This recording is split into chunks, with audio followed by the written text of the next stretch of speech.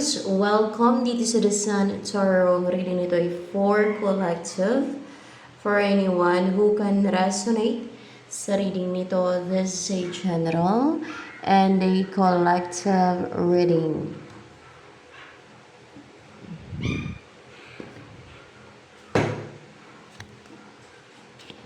Your energy at this time.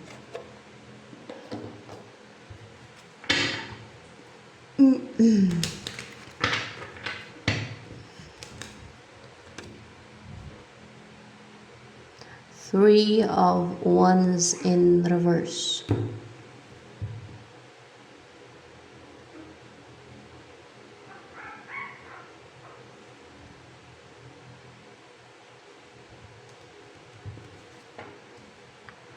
What's with the Three of Wands in reverse energy mo?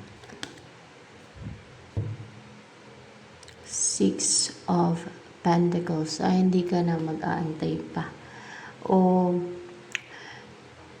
hindi na magkakaroon ng waiting ba? O hindi na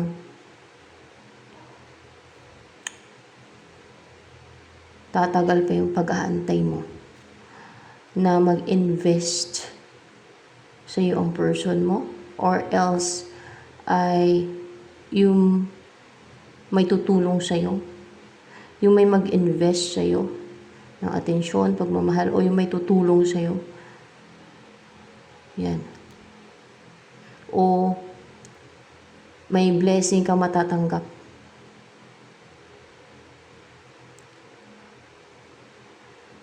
Ano tong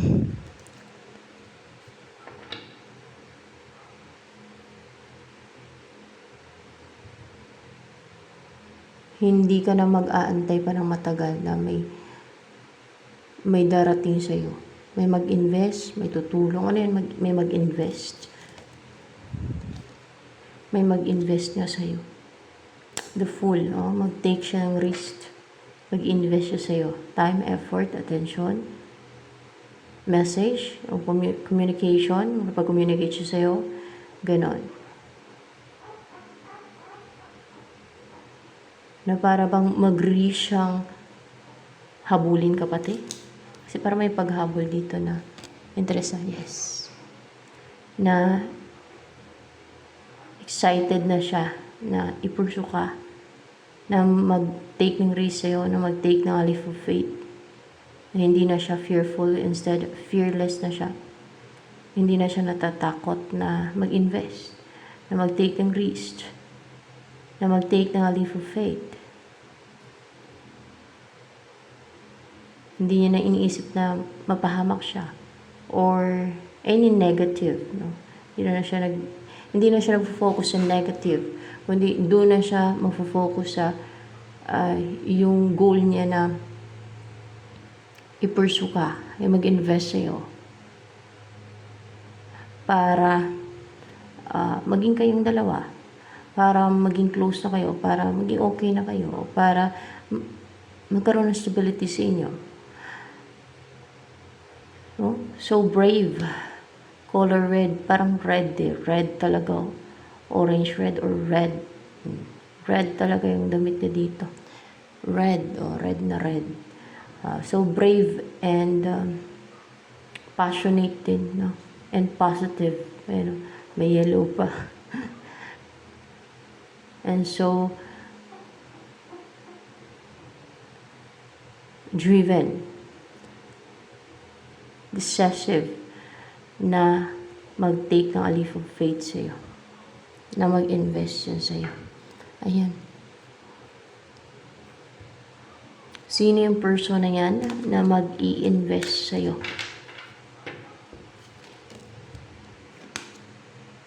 Si Emperor in reverse. Talaga yung tao yung lumabas to. Emperor. Kaso lang in reverse. Hindi niya mapigilan yung emosyon niya. Hindi niya makontrol. Parang powerless. Parang ganun yung energy niya ngayon. Parang powerless. O maybe nahirapan siyang kontrolin yung emotion niya. Yung sarili niya. na huwag mag-take ng action sa'yo kasi talagang napupush itong person na to ngayon na mag-take ng risk sa'yo. O hindi niya na kinokontrol yung sarili niya. That's why Emperor in reverse or powerless or hindi siya yung nakaupo lang sa trono niya. Parang gano'n ba? Na walang ginagawa na nag-uutos lang. Siya mismo ang magte-take ng action. Ganon. Kaya in reverse na. Anong arte yan? Dalian. Ay, naka. Ano ang feeling sa'yo ni Emperor in reverse na yan? In reverse din. Ay, 9 of Wands. 9 of Wands in reverse. Hindi na siya defensive, hindi na siya guarded. Hindi na siya na-intimidate. Naramdaman niya na. Hindi na siya takot, no? Na mag-invest sa'yo. Excited pa nga eh. Ano naman ang iniisip ngayon? Iniisip ka ba ngayon ni Emperor in reverse? Ay, oo, iniisip ka niya. Anong iniisip ngayon ni Emperor in reverse na yan? Pagdating sa'yo. Kasi iniisip ka niya. So, i-message ka. Yun talaga. Yun ang iniisip niya. Ang kontakin ka, i-message ka, o mag-travel towards you, papunta sa iyo, mga ganun ba.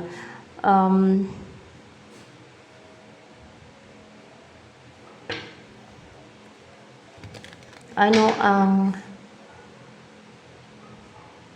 intensyon ni Emperor in reverse na to? Bakit nag-iisip siya na i-message ka, o kontakin ka, o mag-travel? Death card. What's with the death card here? Intention niya sa'yo. Yung magkaroon ng ending. Intention niya magkaroon ng ending sa yung parang nagdurusa. Magkaroon ng ending sa ano, sa mga pagdurusa ninyo na wala kayo sa pili ng isa't isa. Ganun ba yan? Oo, tama. Yun na nga yun. Na magkaroon ng transformation. Pagbabago, change, no? Kasi death card, change. There is something, there is a situation, or pwedeng in general mag-change, magbago yung situation ng ninyo, ng buhay ninyo, sa connection ninyo. Yun ang intention niya, magkaroon ng pagbabago, change, transformation. Yan. Yun ang gustong-gusto niya. Magkaroon na ng pagbabago. Ang may mag-end, no? And then, ang magkaroon ng new beginning sa inyo. At yung situation na parang nag-aantayan kayo, yun ang gusto niya mag-end. Yun ba yun? Pati? Oo, tama. Yung parang there's waiting, na pinapaantay, or tumagal ng tumagal, ganun, na walang nagtitake na action. Yun ang gusto niya mag-end, no? Magkaroon ng transformation, pagbabago na, no? Sa inyong koneksyon, at gusto niyang 2, 4, 6, 8, 9. Gusto niyang mamuhay na ng buhay na gustong-gusto niya. Yung wish niyang buhay. Yun na yung gusto niyang umpisa na buhay. Yung gustong-gusto niyang buhay. Ayan. Ano pa ang intention sa'yo ni Emperor in reverse na yan?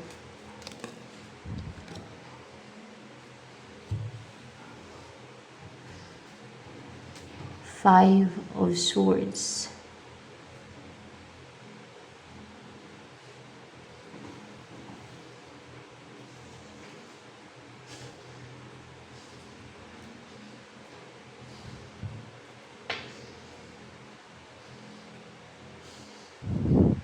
Five of Swords.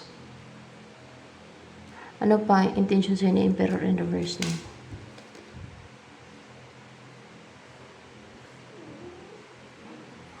The Devil.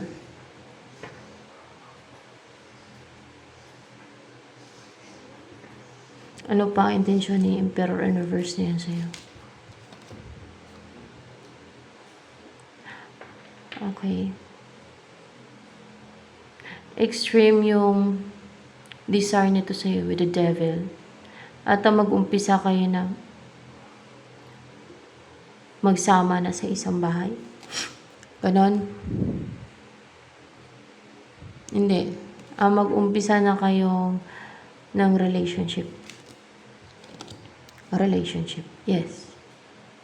Pero trap to eh. Yan. Para bang may pang ano dito eh. Dominate. Parang with the 5 of swords, kaya kina-clarify ko eh.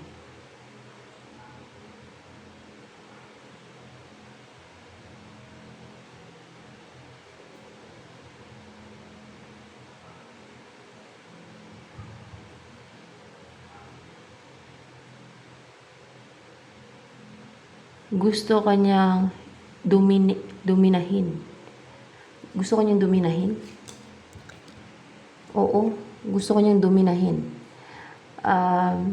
I-dominate yung thoughts mo.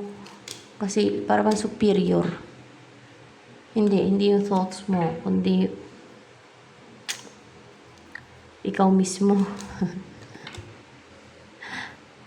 Ay, hindi. Basta gusto kanyang dominahin yung emotion mo. Baka emotion mo. Yung emotion mo. Gusto niya dominahin yung emotion mo na sa kanya ka lang maging passionate. Maging alam mo yung dinidesire ng emotion mo. Ganon? Ganon ba yun? Oo, tama nga. Lalo kung may option ka. Kaya gusto niya dominahin yung siya yung yung dominant sa siya yung malalim eh. Kaya, di ba, kung na-notice nyo kanina, umabot ng 3 kasi parang alanganin pa ma-explain sa inyo kanina. Gusto niyang ma-dominate, no? Na siya yung dominant sa puso mo, sa emotion mo, sa feelings mo. Ayan, hindi sa isip mo, kundi sa emotion mo. Na siya ang i-desire mo. Siya yung gusto mo talaga, yung mahal mo. Lalo may option ka, may choice. Lalo may option ka. Siya yung i-desire mo. Siya yung sa kanya ka malibugan. Kasi the devil eh. Upright ba ito? Tingnan natin. Oo, sa kanya ka malibugan. Na sa kanya ka, medyo bastos no, pero ganoon talaga. Kasama sa reading. Na siya ang i-desire mong bumuo ng family with, or yung magkaroon ng pagtutulungan sa inyo, collaboration, o yung maging partner mo siya sa lahat ng ginagawa mo, na nagtutulungan kayo sa lahat ng ginagawa ninyo, na siya yung gusto mong makatrabaho, na siya yung gusto mong katandem, na siya yung gusto mong bumuo ng family with, no? Kasi siya yung gusto niya, siya yung dinidesire mo, siya yung i-desire mo, siya yung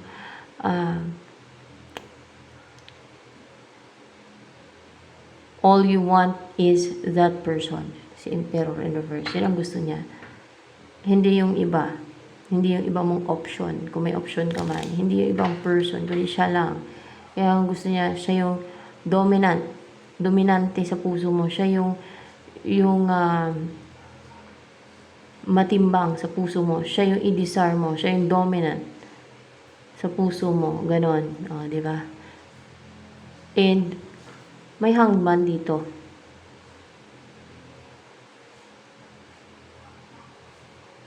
Ang gusto niya, para bang ma-trap ka na sa kanya. Parang ma-trap ka na niya. Ma-trap. Hindi eh. Hindi siya ma-trap eh. Kasi may parang na-trap yan dito. Matali ka na sa kanya. Yun ang gusto niya. Oh, yeah.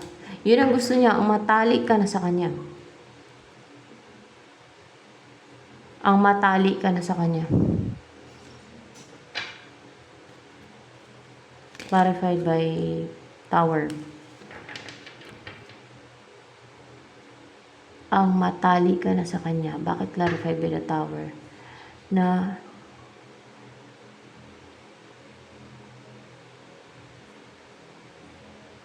pagka na parang hindi mo na kayang lumayo pa sa kanya. Yung ganun ba? Hindi mo na kayang lumayo. Yan. Hindi mo na kayang lumayo sa kanya na parang ma-destroy. No, pagka lumayo ka sa kanya. O pag nagkawalay kayo. Or pag lumayo ka sa kanya, parang ma-destroy. Parang ganun ba? Shatter yung mundo mo. Parang ganun. Yun ang gusto niya. Matali ka sa kanya. Yan. Hindi ang ma-trap pa, kundi actually, parang na-trap yun sa picture. Pero ang matali sa kanya. Kasi ang naman yun eh. Ano ang gusto niyang buhay kasama ka ni Emperor na yan? Book. Wow. Ang gusto niya siguro, para bang malapalas yung bahay ninyo. Pwede man na yung malaking bahay. O, mayaman na buhay. Para bang Ten of Pentacles into. Mayaman. Wealthy. A wealthy life.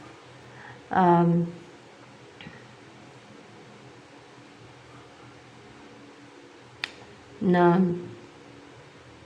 para bang sa fairy tale, parang gano'n, parang sa fairy tale na buhay, yun ba yung gusto niya? Parang sa fairy tale lang. Yeah, na may happily ever after na you will be together forever. Habang nabubuhay kayo. Yung gano'n ba? At masaya kayo together, gano'n. Kompletong buhay ninyo, kompleto. You live a complete life, a prosperous life, a happy life, colorful, kasi may rainbow, no? Full of happiness, full of bliss, full of satisfaction, contentment.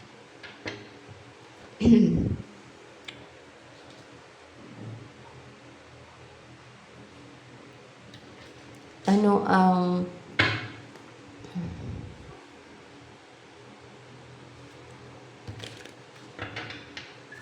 gustong sabihin sa'yo na Emperor in reverse na yun na person mo? Iniisip ka niyan ngayon eh. Parang in reverse to. Pero parang palang pa. Upright ba itong Four of Pentacles? In reverse nga siya. In reverse. Parang medyo paano pa eh.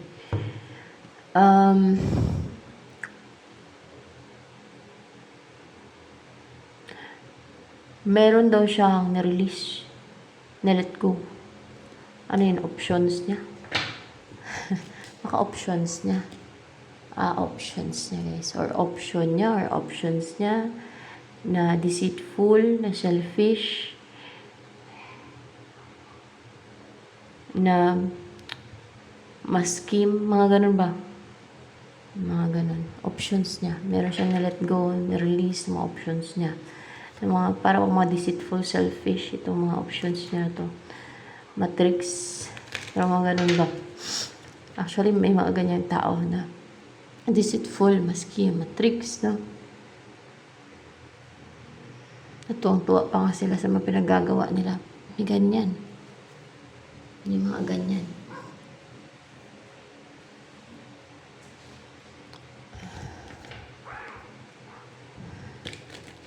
Ano naman ang nagustuhan sa'yo ng person mo na yan na si Emperor in reverse? Ano nagustuhan sa'yo ni Emperor in reverse na yan? Ano kaya to? The strength. Kasi hindi ka proud. Kasi minsan meaning nito ay proud, no? Majestic. Hindi ka kasi proud. Alam niyo yung proud? Search nyo lang po sa Google lang. Proud. Hindi ka proud. Hindi ka boastful. Hindi ka mapagmataas. Hindi ka mayabang. Search nyo na lang sa Google, no, ng mas malaliman para maintindihan ninyo yung ganong word ng mas malaliman. Ayan. Ano naman ang believe ba yan sa'yo si Emperor in reverse na person mo? Believe nga siya sa'yo. Believe siya sa'yo. Ano yung kinabiliban sa'yo ni Emperor in reverse na yan na person mo? I-believe man sa'yo. 7 of Cups. Kasi madami nagkakagusto sa'yo. Tama. Madami ang nagkakagusto sa'yo. Para 5 by 6 of Swords. Madami ang nagkakagusto sa'yo. Madami nag-admire sa'yo. Madaming shooters. Madami nagkakagusto sa'yo. Nasa personality kasi ng tao yun. Depende sa pagkatao ng isang tao. Meron kasing tao na attractive talaga. No? Meron naman na kunti lang na-attract. Pero okay lang yan. Bawi-bawi lang. Para bang ano ba, kung hindi man ganun ka-attractive yung iba ay may, minsan, maswerte naman nila sa buhay. Di ba? O kaya ay,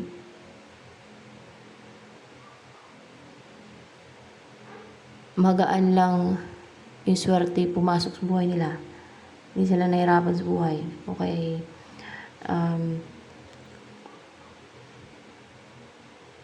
Madali silang umasenso. Gumanda ang buhay nila. Basta ganun yun eh. Ano pa ang blessed naman sila, di ba? Ano naman ang ini-embody mo energy?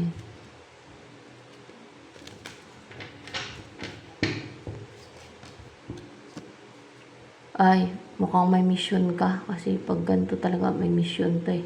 May mission ka. Or, pwedeng handa ka sa mission mo. Ano to? May mission ka? Yeah, may mission ka. At, malalaman mo. Parang tago pa yan ngayon. Kung ano yung mission mo. Basta malalaman mo yan siya. Ano yan, yung mission mo, malalaman mo yung mission mo kung ano. Malalaman mo yung mission mo kung ano. Siyempre, hindi mo pa naumpisan yun eh. Malalaman mo na lang yan pagka dumating na yan. Pag naumpisan mo na. Pag ginagawa mo na. Ano naman ang yan ang ganito. May mission. Para bang katulad dun sa kay Moses. Di ba? Mayroon siyang tungkod. Ito na maliit lang talaga. Pero it's a sign na may mission. May tungkod si Moses. Di ba yung tungkod ni Moses? Mayroong symbol na parang seraphim. Dragon. Bakit ganun ang symbol? Dragon. Kasi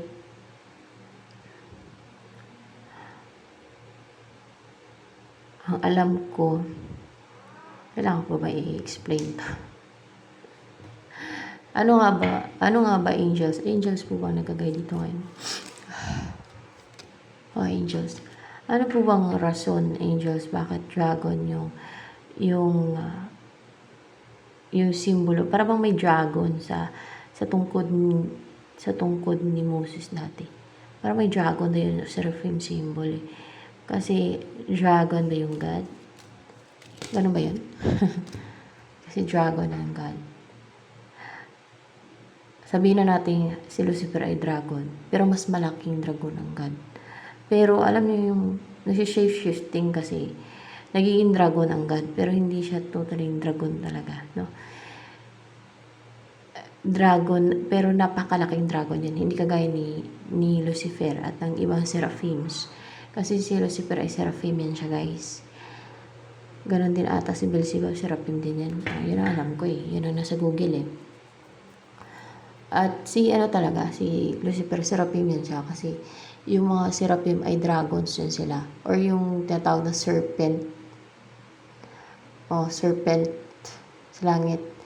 Or, pero hindi seraphim ang God ha. Dragon. Nag-shift-shifting. Kasi hindi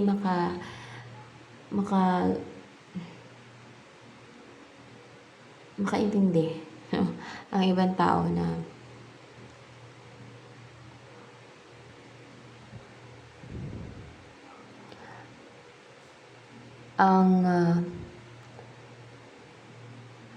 ang tungkol sa mga ganyang bagay. Para maguguluhan lang sila. Ako nga, medyo naguguluhan eh. Basta ganon, yun ang alam ko, dragon. Naging dragon din yung God. Kasi, di ba, God can shape-shifting. Kahit na ano pa yung gusto niyang anyo, form. Di ba? Ganon. Kahit Bakunawa, di ba? Dragon din yung Bakunawa. Kaya yung gayahin. Or anything. Kasi yung mga celestial beings, nagsishape-shifting yan sila. Kahit anong form. Maliban lang siguro sa mga hindi seraphim, hindi sila makapag-shape-shifting na saan yung dragon. Red dragon yun, fire. Fire ang color nila. Parang pula o fire. Fiery color. Yung ganun. Apoy kasi yan eh. Yan nga yung mga seraphim na yan. Yan yung mga anghel na made of fire. O maybe isa sa mga anghel na made of fire. Or sila talaga yung mga anghel na made of fire. Gawa sa apoy. Generate sila mula sa apoy. Parang they're made of fire. Yan. Di ba yung tao ay made of clay? Made of clay. Yung seraphim naman ay made of fire. Yan, yung mga seraphim angels. Yan, yung mga fiery angels in heaven. Seraphims. Maapoy na yun sila eh. Tsaka bumubuga ng apoy din. Kasi nga mga dragon yan sila. Pero nagsishift-shifting yan sila, guys. Kaya nilang gagayahin yung mga anyo. Kahit na humanoid na angel. Nagsishift-shifting yan sila, guys. Kasi iba yan sa tao eh. Hindi naman yan sila tao. Ganun. Kaya, ayan, explain ko na sa inyo kung bakit dragon ang symbol, no? O bakit may dragon na symbol yung tungkod ni Moses. Ayan. Pero hindi ibig sabihin na yung God ay si Satanas. Mas malaki ang God kaysa sa mga ganyan. In a form of dragon. Basta ganun.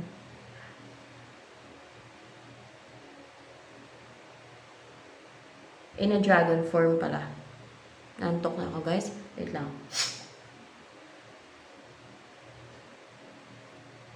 Ayan nga.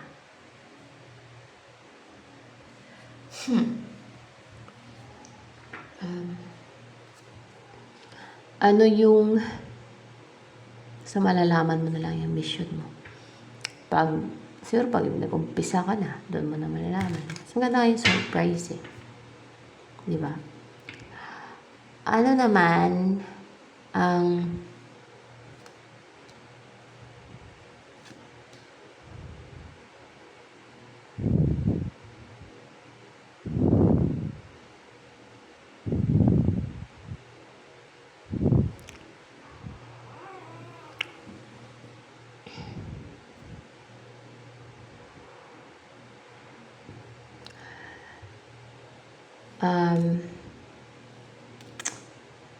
wish para sa'yo ni Emperor and Reverse na yan. Ang mamuhay ka ng prospero, syempre kasama niya. Maging asawa ka niya. No? Ang mamuhay ka ng wealthy, fortunate, swerte, wheel of fortune. No? Yun ang wish niya para sa'yo. Mamuhay ka ng kumpleto, syempre kasama niya. Yung bubuo kayo ng pamilya, yun ang wish niya para sa iyo. Bigyan ka ng magandang buhay, masaganang buhay. Yeah. Yes.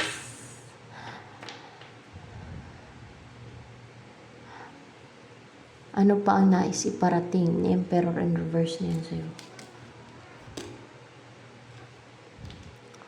Seven of Swords. May gumawa ng deceit and scheme?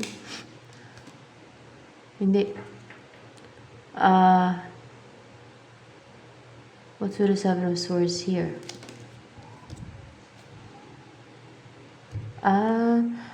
Para bang may ginawa na tricks to. Maybe deceit. O naging selfish siya. Na parang tinakas-takasan niya, iniwasan niya na mag-take na action agad.